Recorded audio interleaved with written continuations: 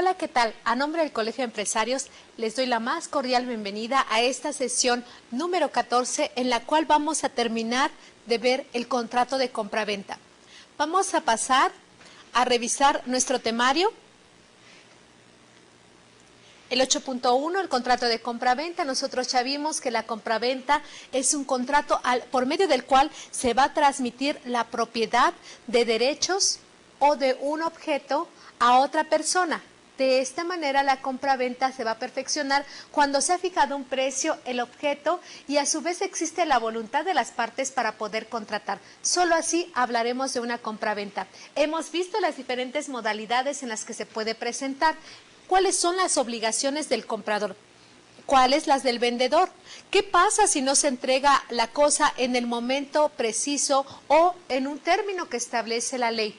¿Qué pasa también cuando existe este derecho de preferencia sobre algunas personas para que me puedan vender ese objeto? Hemos visto lo que señala la legislación en el Distrito Federal y ha sido de gran importancia señalar que se toma en cuenta la legislación del Distrito Federal porque esta fue aplicada de manera general en toda la República Mexicana a nivel federal y de manera local para el Distrito Federal. Y la mayoría de los códigos de los estados se han basado precisamente en esta legislación. Por ello, a lo mejor existirán algunas modalidades en cuanto a la compraventa. Estas modalidades serán de acuerdo a los usos y costumbres de cada uno de los lugares, pero las disposiciones generales se manejan en la legislación que vamos a ver, y las obligaciones que se van a tener, bueno, son obligaciones que van a tener como consecuencia que se dé cumplimiento, y si no, acudir ante una autoridad ya sea administrativa como es la Profeco o una autoridad judicial para su cumplimiento. También nosotros hemos visto cómo se ha manifestado la voluntad de los contratantes en celebrar este contrato de compraventa. ¿Qué es lo que señala la ley? ¿Cuáles son las disposiciones y las obligaciones que deben de tener? Vamos a terminar también esta sesión viendo lo que es el mutuo. Vamos a identificar perfectamente bien. Entonces, pasemos a la primera diapositiva. Artículo 2312. Puede pactarse válidamente que el vendedor se reserve la propiedad de la cosa vendida hasta que su precio haya sido pagado. Esto es, si no me pagan la totalidad del precio, la puedo tener en mi resguardo. Puedo tenerla y a su vez al momento de tener esta cosa, pues se la doy hasta que me pague. Si no me paga, simple y sencillamente no la entrego. No existe responsabilidad por parte del vendedor en no entregar la cosa si no recibo el monto respectivo. Cuando los bienes vendidos son de los mencionados en las fracciones primera y segunda del artículo 2310, el pacto de que se trata produce efectos contra tercero, es decir, contra otra persona, si se inscriben de registro público. Recordemos que solamente aquellas ventas de bienes inmuebles en las cuales o la disposición legal señale que se tienen que inscribir, se inscriben y se opone a los demás que en su momento quieran hacerlo, porque primero en tiempo, primero en derecho. Cuando los bienes son de la clase a que se refiere la fracción tercera del artículo que se acaba de citar, se aplicará lo dispuesto en esa fracción. Tenemos que acudir directamente a lo que señala la ley. El vendedor a que se refiere el artículo anterior, mientras no se venza el plazo, es decir, una compraventa a plazos, para pagar el precio no podrá enajenar, entregar la cosa vendida con reserva de propiedad.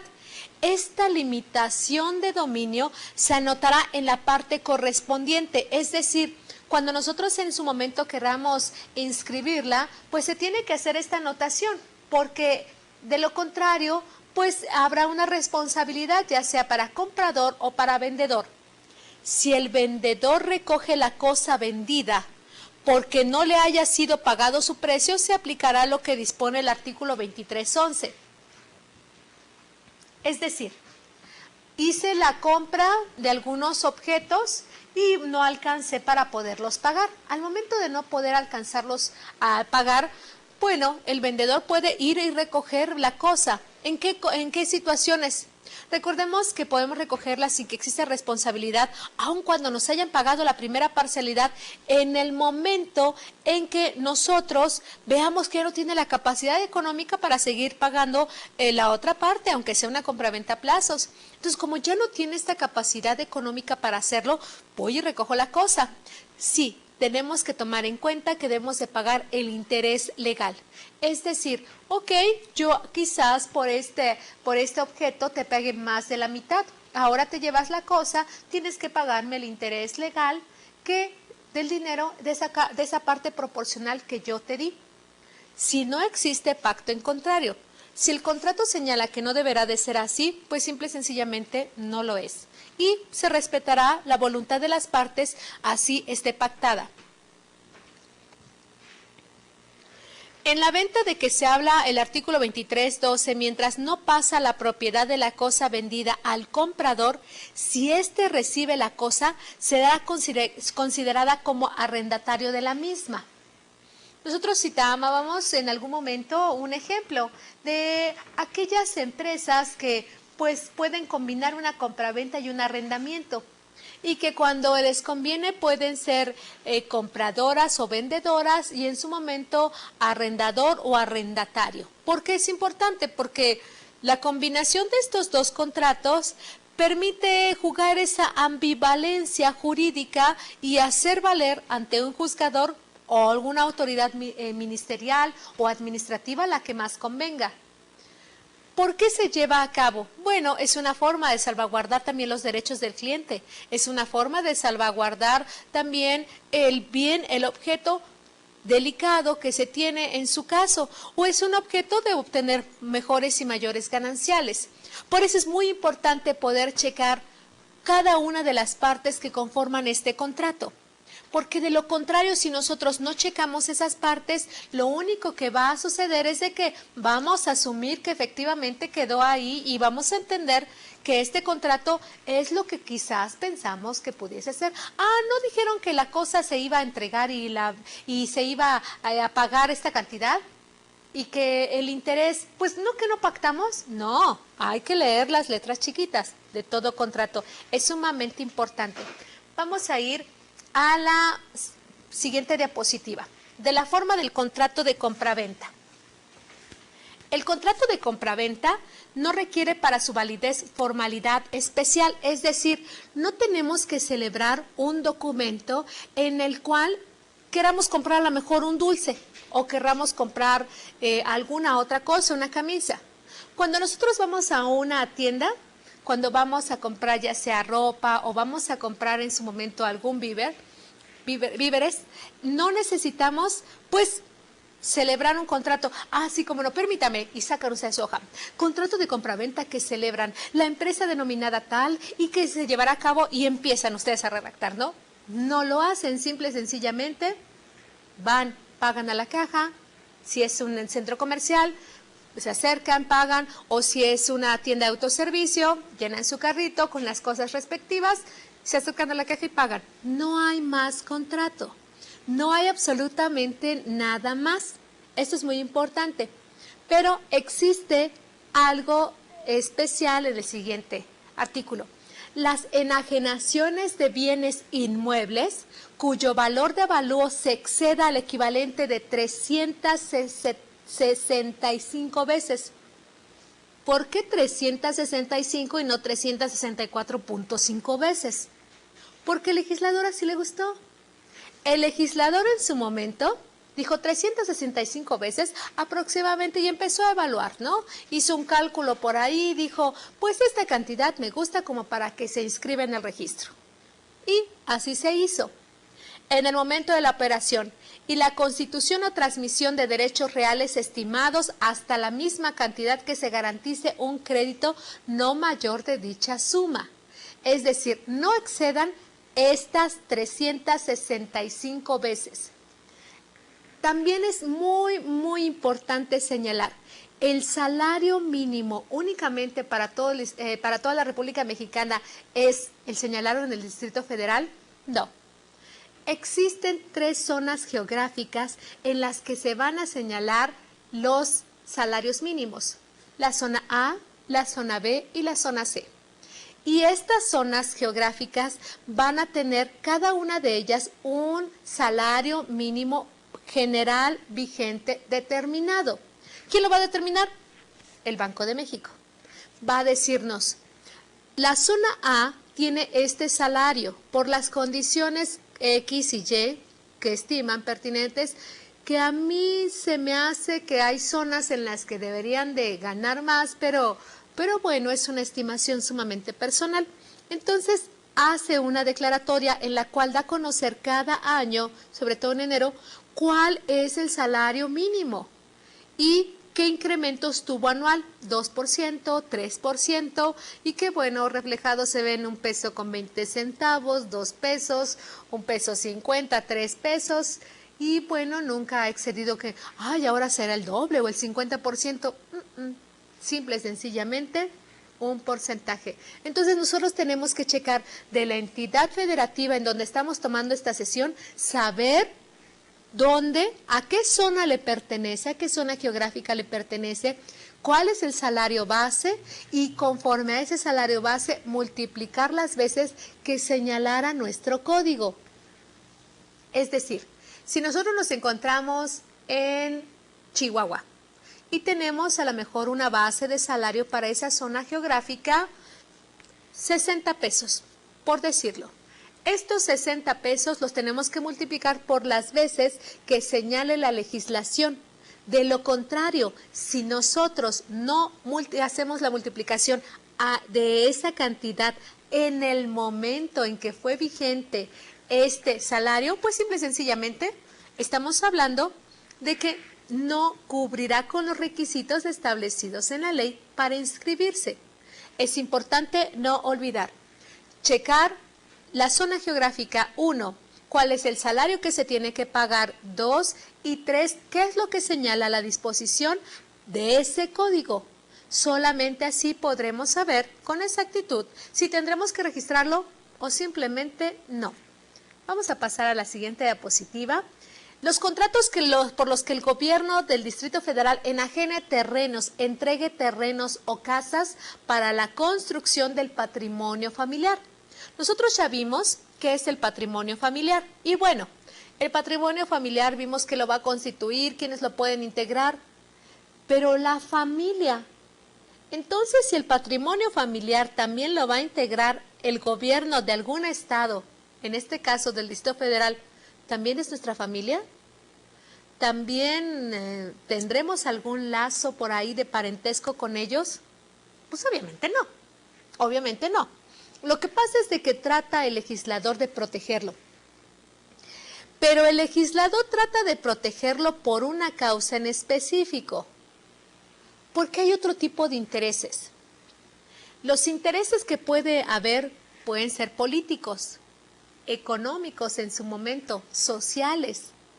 Pero el interés que tiene, salvo mejor opinión, esta parte es el hecho de señalar que, pues, le interesa al gobierno del Distrito Federal que se tengan terrenos y que estos terrenos formen parte del patrimonio familiar, porque de esa manera entonces habrá gratitud. ¿Y cómo se demuestra la gratitud que se tiene a un partido político cuando nos ha dado la casa donde vivimos? Sí, por ahí va, a través del sufragio o voto. Entonces, este tipo de figuras jurídicas son muy bien socorridas en tiempos electorales, sumamente bien socorridas. ¿Por qué? Porque entonces dirán, no podemos nosotros olvidar, esta casita la tengo gracias a tal persona. Esta otra, este terrenito lo hice gracias y en el gobierno de Fulano, por eso voy a votar. ¿Qué mejor forma de hacerlo? Y sobre todo, si forma parte del patrimonio familiar, porque así lo resguardamos de todo por todo. Lo resguardamos de tal manera que no lo pueden embargar. Lo resguardamos de tal manera que no se puede enajenar. Lo resguardamos de tal manera que en su momento todos tienen participación y forma parte de toda la familia. ¿Qué estrategia jurídica tan interesante? vamos a dar un bien inmueble, lo ponemos dentro del patrimonio familiar y todo gracias a ese partido político o a esa institución gubernamental que la dio. Claro, a lo mejor estoy malinterpretando, puede ser, o sucede en algún otro lugar y no aquí. En los programas de regularización de la tenencia de la tierra que realiza el gobierno del Distrito Federal sobre inmuebles de propiedad particular cuyo valor no rebase el que señala el primer párrafo de este artículo, lo que señalamos en los 10 salario mínimo, los contratos que se celebren entre las partes, comprador y vendedor, podrán otorgarse en las mismas condiciones a que refiere el párrafo anterior. O sea, formarán también parte del patrimonio familiar. Vamos a la última parte de este artículo. Los contratos a que se refiere el párrafo segundo, y yo me pregunto, ¿por qué el legislador no señaló en el párrafo segundo esto? O sea, ¿por qué tuvo que 2, 3 párrafos después decir, y en el párrafo segundo y en el tercero? Así son. Así es, las disposiciones legales así son y así se interpretan. Así como los que se otorguen con motivo de los programas de regularización de la tenencia de la tierra que realice el gobierno del Distrito Federal sobre inmuebles de propiedad particular, podrán también otorgarse en el protocolo abierto especial a cargo de notarios del Distrito Federal, quienes reducirán en un 50%. Es decir, si el bien inmueble que yo pretendo adquirir no solamente es del gobierno, el Estado o gobierno del Distrito Federal en su caso, pero sí pretendo regularizarlo y es de un propietario. Y este propietario quizás se murió, no tenía ni familiares, no tenía herederos, ni perro que le ladrara, no tenía nada. Simplemente se murió el señor y yo llegué y me metí a vivir ahí, como muchos lugares y como muchos casos que suceden en muchos países. Se meten, entonces, la legislación lo que está tratando de prever aquí es el hecho de que se puede regularizar. Voy ante esta institución, regularizo y una vez que regularizo la situación, puedo en su momento tener esta propiedad. No solamente para bienes entonces del gobierno del Estado, sino también que recaigan sobre de particulares. Eso es importante tomarlo en cuenta. ¿Por qué? Pues porque se puede regularizar. ¿Qué tal si nosotros celebramos un contrato de compraventa verbal y ahora estamos en posesión del bien inmueble, una casa?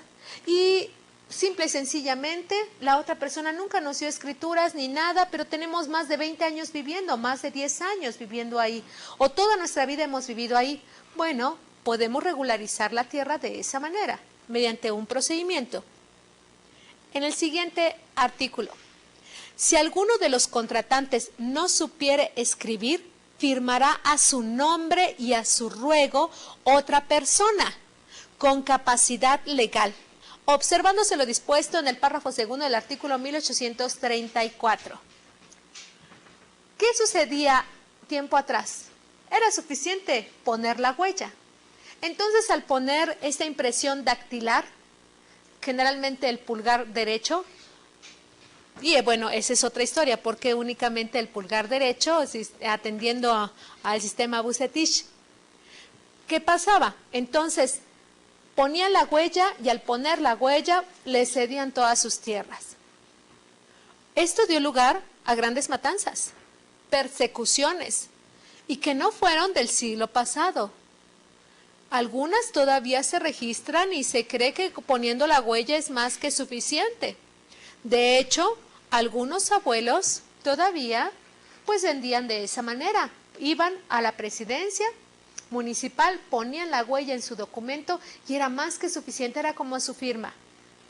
Pero ¿qué pasaba cuando era arrebatada esta huella?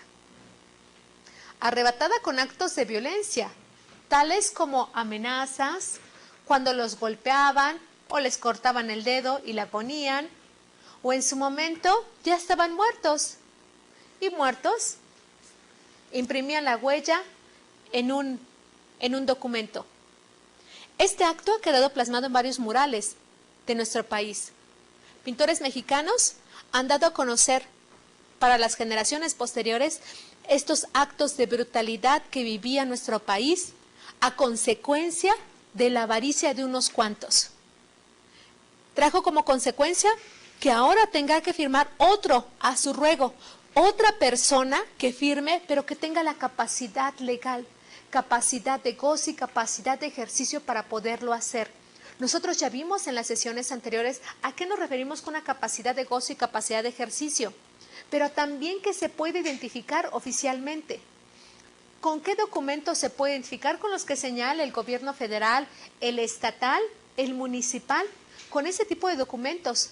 De tal manera que al identificarse plenamente se estará en aptitud de poder acudir ante una autoridad y señalar que efectivamente validamos y que firmamos a ruego de una de las partes. Y se perfeccionaría ese contrato, ese acto jurídico realmente tendría validez. De lo contrario, no tendría validez. El siguiente artículo señala, de dicho instrumento se formarán dos originales, uno para el comprador y otro para el registro público. Si el valor de avalúo del inmueble excede de 365 veces el salario mínimo general diario vigente para la entidad donde corresponda, y aquí lo señala la ley para el Distrito Federal, en el momento de la operación su venta se hará en escritura pública, salvo lo dispuesto en el artículo 2317. O sea, si excede, forzosamente tendrá que hacerse en una escritura pública.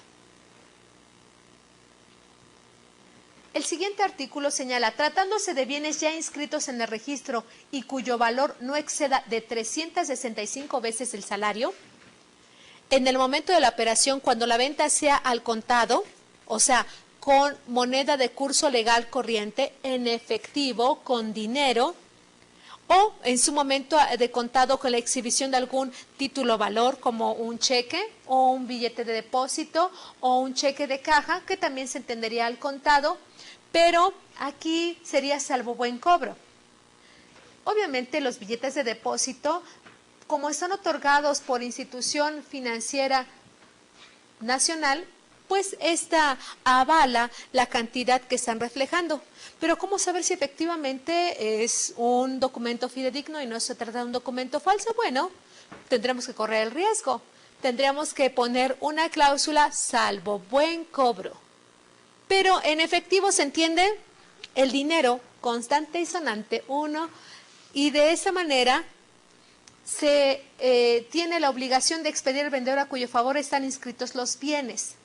La constancia de la venta será ratificada ante el registrador, quien tiene la obligación de cerciorar la identidad de las partes y de la autenticidad de las firmas.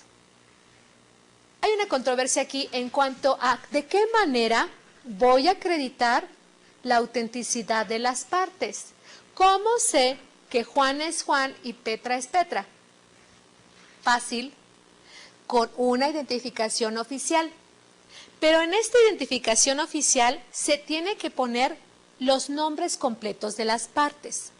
No podemos poner únicamente el primer nombre y el apellido de casada, o en su momento el nombre que más me guste de los 3 o 4 que tengo y el apellido de mi mamá porque el de mi papá no me cae bien, o únicamente quiero abreviar todo. Entonces yo quizás ponga Ma en vez de María, ponga J en vez de José, ponga E en vez de Eugenio y así sucesivamente, porque a lo mejor no me gusta el nombre. Tenemos que escribir el nombre de la manera en cómo se encuentran en la identificación que vamos a exhibir, con la que nos vamos a identificar, con la que nos vamos a comparecer. Con esa identificación no podemos decir, bueno, pues lo que pasa es que a mí me dicen de cariño, pues Jonito, y me llamo Juan, pero pues yo soy Jonito, ¿no? No, simple y sencillamente no es así. Tenemos que poner el nombre completo. Y aquí entraría y compromete la ley a la autoridad registral en que efectivamente las firmas sean las firmas. Entonces tendrían que ir a un curso de caligrafía, grafoscopía, para poder determinar si efectivamente lo que estampan ahí sería la firma precisa. ¿Puede haber una suplantación de una persona? Sí puede haber. ¿Qué pasa Bueno, entonces alguna de las partes tiene que hacérselo saber a la autoridad diciéndole, no, no, no, este no se parece, pero no es él. Solamente así. Y recordemos que cuando no existen algunos de los elementos de los contratos como los de validez o los de existencia, ¿qué pasa? O inexistente o nulidad absoluta o nulidad relativa. Por eso es importante que retomemos estos elementos y veamos que efectivamente trae consecuencias de derecho a la larga. Vamos a ver lo que señala la siguiente diapositiva. La venta de bienes raíces no producirá efectos contra tercero, sino después de registrada en los términos prescritos en este código. Es decir, ¿quién inscribió primero? Yo hice el contrato de compra-venta, sí, perfecto. Ya pagué, sí, combine, sí, no hay ningún problema. Vivo en la casa, sí, pero no inscribí. No inscribí en el registro público. ¿Qué va a suceder? Que si otra persona inscribió por mí, ese acto de esa otra persona sí es válido.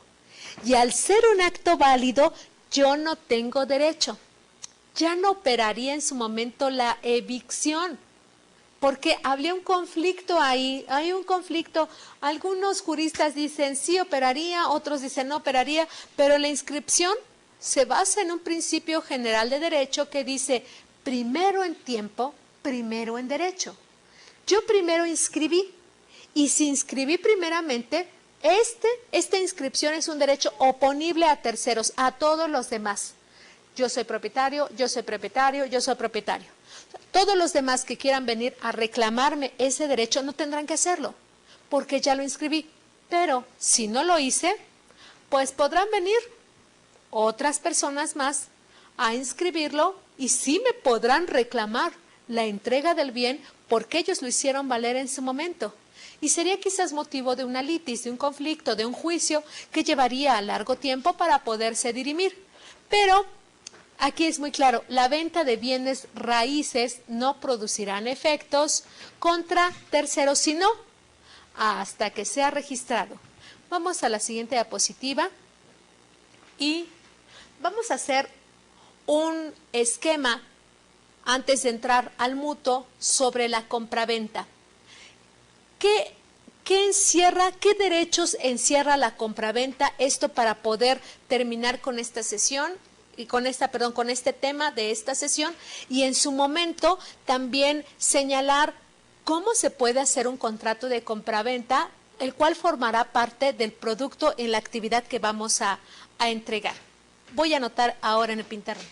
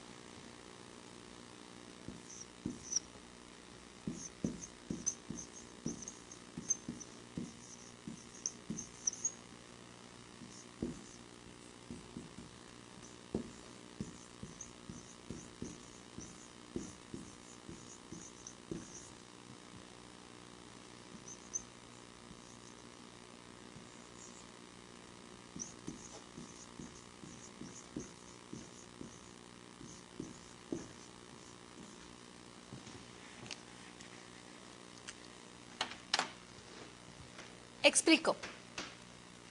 Los romanos señalaban que existen 3 clases de derecho que se pueden ejercitar sobre una cosa, sobre un bien, hasta sobre una persona en su momento, cuando las mujeres éramos consideradas o eran consideradas cosas. El ius utendi, que es el derecho de uso, el ius abutendi, que es el derecho de disposición, y el ius fruendi, que es el derecho de goce. Estos 3 derechos forman en su momento la disposición de una cosa que me fue otorgada.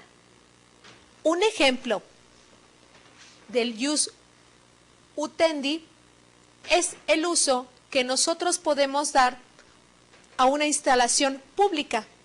Nosotros podemos usar una instalación pública y de esta manera, al usarla, pues no vamos adquiriendo ningún derecho sobre ella.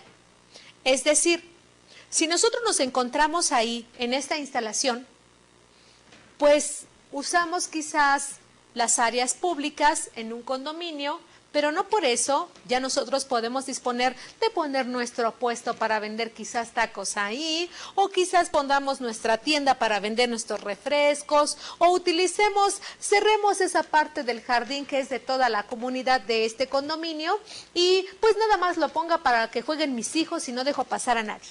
No, ese es un derecho de uso. Derecho de disposición. En el mandato podemos nosotros disponer sobre algunos derechos o obligaciones que nos da nuestro poder dante. Es decir, si yo tengo un poder general para pleitos, cobranzas y hasta para actos de dominio, puedo disponer en calidad de ese poder que me fue dado. Y el ius fruendi es el derecho de goce. Es decir, puedo gozar de ese bien. El uso y el goce no es lo mismo, porque yo puedo obtener únicamente los beneficios de un bien sin necesidad de llegar a su uso. Un ejemplo, si en algún momento asisto a una finca en la cual tiene varios árboles frutales, yo puedo gozar de los frutos, quizás comiéndomelos, quizás cocinándolos, pero no estoy usando esta finca, ni estoy utilizando estos árboles para otros fines, para la comercialización o para el transporte de sus frutos, simplemente estoy gozando de esto. La compraventa encierra estos 3 tipos de derecho: el ius utendi, el ius fruendi y el ius abutendi. ¿Por qué? Porque se puede tener la cosa, disponer de ella y a su vez usarla, gozar de esa cosa. Este contrato de compraventa, a través de él se transmite la propiedad. Si se transmite la propiedad, hablamos que es un derecho real. Este derecho real es un derecho oponible ante terceros. Vimos las modalidades. Para bienes inmuebles, cuando estén registrados y cumplan con ciertas formalidades. Entonces entenderíamos que la compraventa se hace cuando existe estos 3 derechos: utendi, fruendi y abutendi.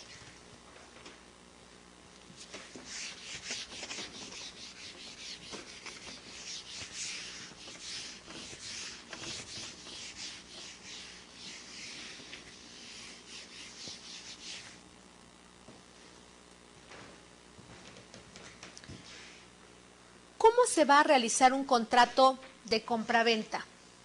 Bueno, si es por escrito, tiene que llevarse a cabo con algunas formalidades.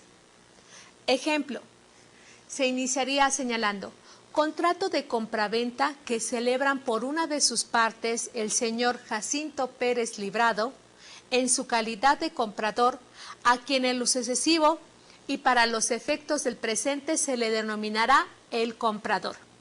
Y por la otra parte, la señora Elvira Díaz del Castillo, quien para los efectos del presente y a lo largo de este contrato se le denominará la compradora, quienes se sujetarán al tenor de las siguientes declaraciones y cláusulas. 2 puntos y aparte. Y ponemos declaraciones. ¿Qué es lo importante en las declaraciones?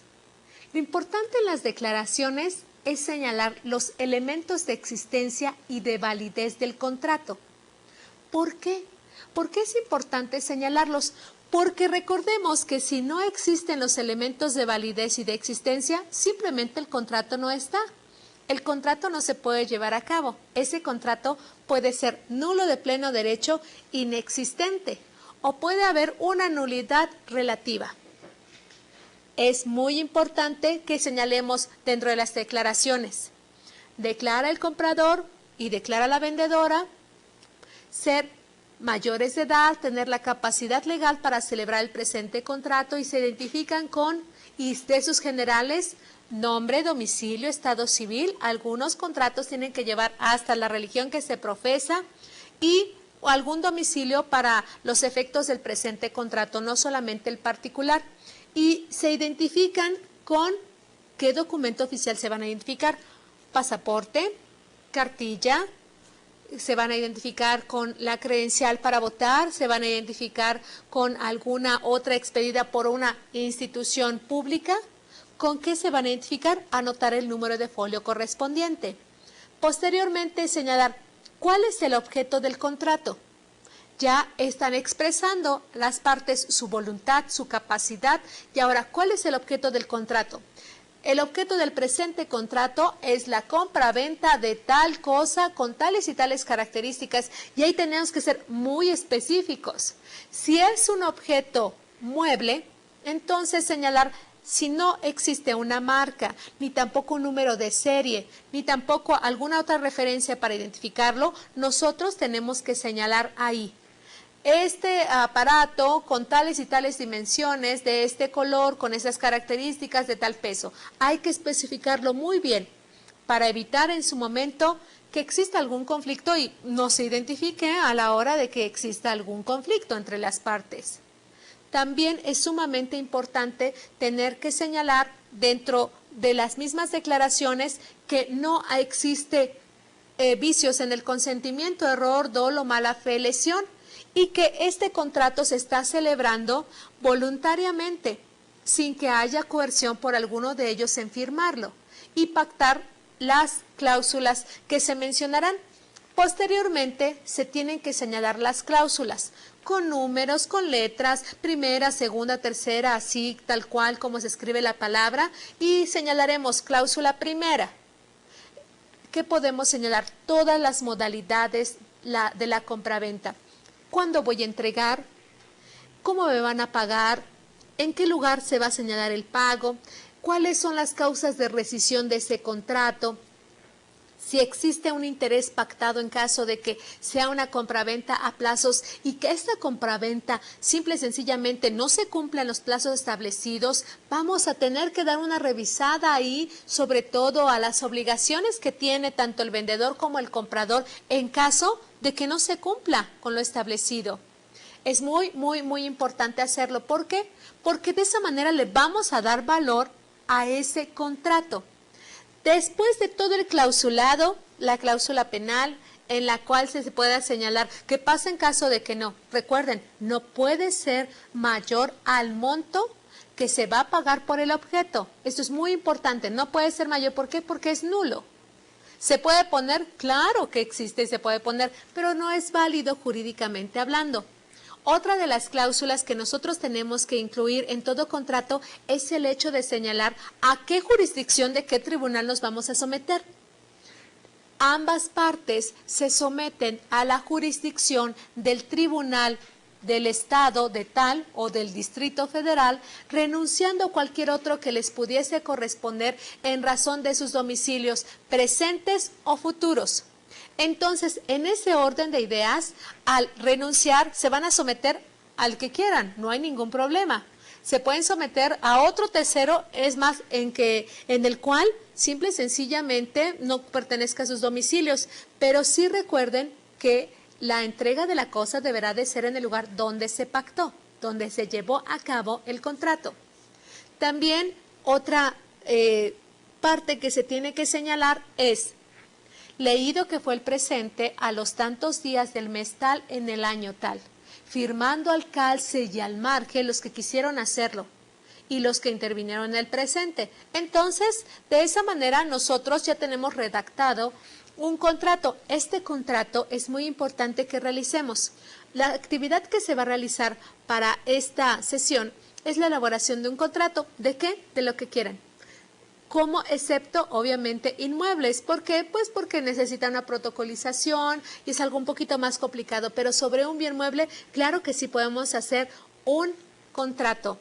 Espero que esta actividad pues realmente refleje todo lo que hemos aprendido a lo largo de estas sesiones. Y vamos a hablar acerca del mutuo. ¿Qué es este mutuo? Bueno, pues el mutuo es un contrato por el cual el mutante, parece mutuante, parece que cambia, no cambia, por ahí va. Se obliga a transferir la propiedad de una suma de dinero o de otras cosas fungibles al mutuario, quien se obliga a devolver otro tanto de la misma especie o calidad.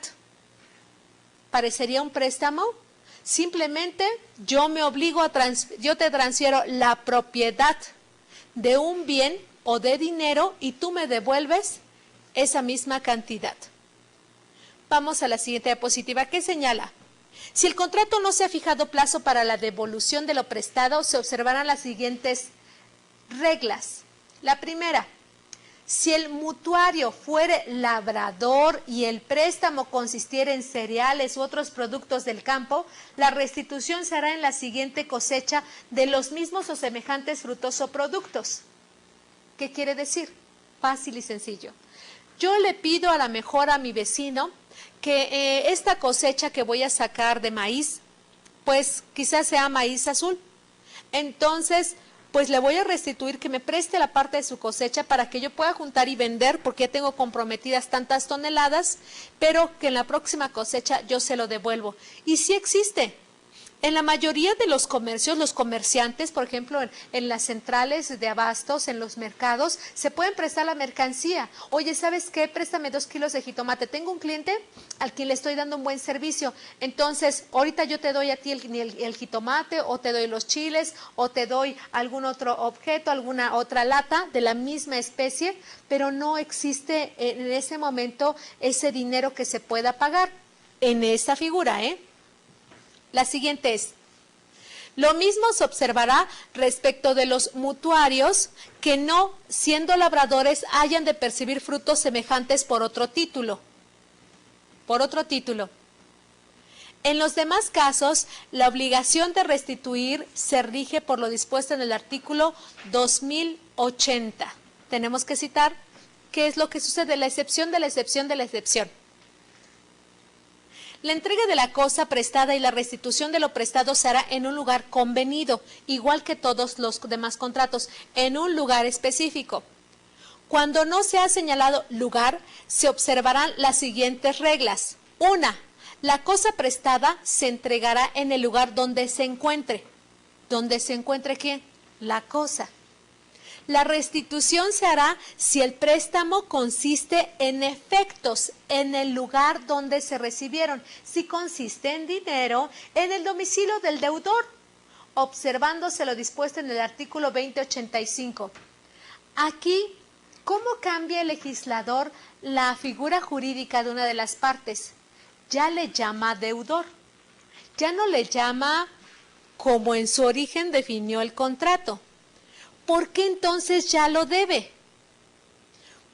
Porque esta persona, al retener la cosa sin la voluntad, se convierte en un deudor. Tiene la obligación de dar cumplimiento a ese acto jurídico que celebraron. Es quizás como una complicación jurídica para el legislador, pero fácil de entender. Simplemente ya no tienes la calidad que tenías al celebrar el mutuo. ¿Por qué? Porque estás reteniendo la cosa. En la siguiente diapositiva, si no fuera posible al mutuario restituir en género, satisfará pagando el valor que la cosa prestada tenía en el tiempo y lugar en que se hizo el préstamo, a juicio de peritos si no hubiese estipulación en contrario. Yo te presté en su momento, te di, en mutuo, te di una columna. Esta columna en su momento tenía un valor de $150,000. Bueno, entonces ahora tú me vas a, en ese momento costaba eso, se te rompió, la perdiste, la mandaste a otro lugar que no era, entonces lo que vas a hacer es restituirme esa cantidad con el valor que tenía en su momento. Es obligatorio. Pero yo qué me importa, si yo mejor aquí te hago una, a mí me salen bien bonitas, mira, no, simple y sencillamente me la pagas en el momento como estaba, así me la pagas, para que no haya lugar a duda. El siguiente artículo, 2389, consistiendo el préstamo en dinero, pagará el deudor devolviendo una cantidad igual a la recibida, conforme a la ley monetaria vigente al tiempo de hacerse el pago, sin que la prescripción sea renunciable. O sea, no se puede renunciar. Si se pacta que el pago debe hacerse en moneda extranjera, la alteración que ésta experimente en valor será en daño o beneficio del mutuario, es decir, sale perjudicada una de las partes. Yo señalo que te voy a dar en su momento 2,000 pesos, pero me vas a regresar 1,000 euros. ¿Cómo? Sí. Y lo estoy pactando en su momento, entonces, ¿es válido? Esta es una de las preguntas de la actividad. ¿Es válido entonces, conforme a lo que establece este artículo, que yo le den una cantidad de dinero en moneda nacional y me lo regresen otra y otra cantidad diferente? ¿Será válido? ¿Hay un exceso? ¿Existe nulidad? ¿Es existente? ¿Qué hay? ¿Qué hay? El mutuante es responsable de los perjuicios que sufra el mutuario por la mala calidad o vicios ocultos de la cosa prestada, obviamente. Si conoció los defectos y no dio aviso oportuno al mutuario. Es decir, yo no di el aviso, yo sabía que ya estaba un poquito mal, que ya no servía quizás este sillón, ya no sirve, no funciona muy bien, pero no importa, porque de esa manera, pues a lo mejor me restituyo y uno bueno, ¿no? Si yo la sabía y no le hice saber a él que esta era una falla que ya tenía, pues obviamente tengo responsabilidad. En el caso de haberse pactado que la restitución se hará cuando pueda o tenga medios el deudor, se observará lo dispuesto en el artículo 2080. Es decir, si yo en su momento ya pacté de que hasta que tenga, pues entonces acudiremos a lo que establece el numeral, ya sea con un pago de interés o sin el pago de interés, la restitución de la cosa, ¿de qué manera? El siguiente artículo. No se declararán nulas las deudas contraídas por el menor para proporcionarse los alimentos que necesite, cuando su representante legítimo se encuentre ausente. Y tenemos en esta fotografía una pequeña con sus lentes, con su mascada. Obviamente a lo mejor ella para los alimentos será comer en algún restaurante y después tener que tomarse un heladito en alguna nevería muy especial. Y lo necesita para vivir y bueno, pues ni modo. No, únicamente lo que establece la ley en cuanto a los alimentos. Única y exclusivamente cuáles son las obligaciones en la proporción de pedirlos y la proporción que tenga para darlos. No con excesos ni lujos. Vamos a hablar sobre otro punto importante que es el mutuo con interés. Hemos comprendido hasta este momento que el mutuo consiste, a veces también lo confunde el legislador, señalando que es un préstamo. Lo prestamos por un momento para que nos regresen otra cosa. ¿Sí? Sí, efectivamente, nosotros damos un bien para que este bien nos lo puedan restituir en un tiempo determinado con la misma calidad de la cosa que nosotros dimos. Se dan en actos de comercio. Pero ¿qué pasa cuando existe algún beneficio económico? Cuando alguna de las partes pues desea en su oportunidad llevar a cabo una ganancia. ¿Es lícito? ¿Será correcto entonces? Ay, entonces ya no me lo prestaste nada más por prestármelo. Tú tenías un interés de hacerlo. Tú querías hacerlo porque querías obtener un beneficio. ¿No es ilegal? Si hay acuerdo de voluntades, si estamos de acuerdo y el objeto existe, ¿es válido? ¿Es inexistente? ¿Qué es lo que está sucediendo ahí? Bueno, vamos a leer, dice, artículo 2393. Es permitido estipular interés por el mutuo. Ya consiste en dinero, ya en géneros. Es permitido, quiere decir, está debidamente legislado. No hay de que, no, discúlpame, tú a mí me diste una cantidad de dinero y la misma yo te voy a entregar. A mí no me vas a cargar ningún interés. No, espérame, sí puedo hacerlo, la ley lo señala, aquí está. Y en todos los códigos existe esta figura, mutuo con interés, en todos los códigos de la República Mexicana y hay que checarlo. El interés es legal o convencional. Entonces tenemos dos clases de interés, legal o convencional. En la siguiente diapositiva, ¿cuál es ese interés legal? El interés legal es el 9% anual. ¡Wow! Hay quienes cobran hasta el 15 o el 20% mensual por ese mutuo, por esa cantidad de dinero que van a recibir. Y quizás hemos escuchado que algunos señalan que pues hasta por semana llegan a cobrar por este mutuo, por este préstamo que están haciendo, llegan a cobrar hasta el 15, 20% semanal. Y les voy a contar un dato curioso, no solamente entre los civiles se da un interés tan alto. En las prisiones, por ejemplo, cuando se presta una cantidad de dinero, es el doble al día siguiente y el doble de esa cantidad al día siguiente. Es decir, pido prestado $1 y mañana si no lo pago ya son 2. Y pasado si no lo pago en la próxima visita ya son 4. Y en la próxima ya son 8 y después son 16. Y no es canción, pero así es. Efectivamente se va acumulando 4, 6, 8, 16. Pero aquí señala perfectamente bien que el interés legal es el 9% anual. Anual.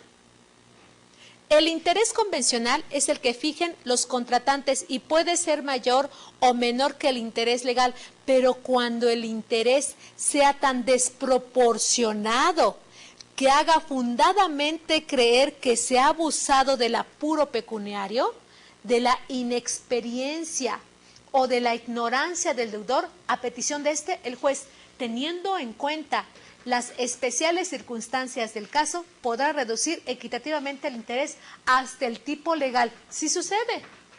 Definitiva y totalmente sí sucede. En México hace algunos años se instaló una empresa norteamericana en la cual se dedicaba a hacer préstamos a las familias en apuros, en situaciones muy complicadas.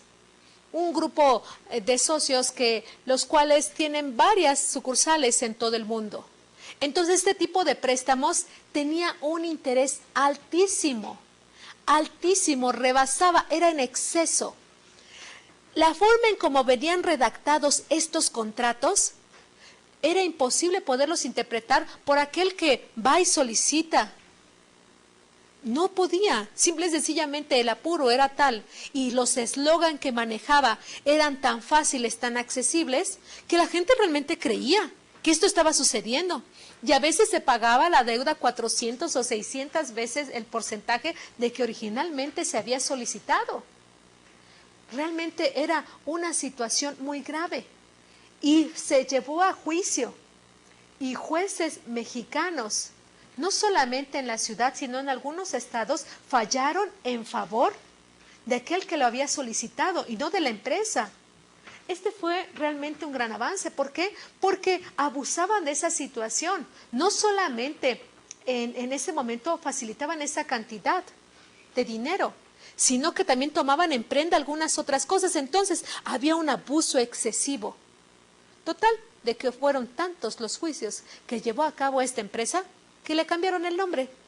Y ahora le pusieron algo más amable, más ligado a la figura de la familia. Sigue siendo exactamente lo mismo. Solamente que agarra uno que otro incauto. Por eso es importante leer cuál es el interés pactado. Y cuando es excesivo, pues simple y sencillamente acudir ante el juez y llevar a cabo el juicio respectivo. El artículo 2396.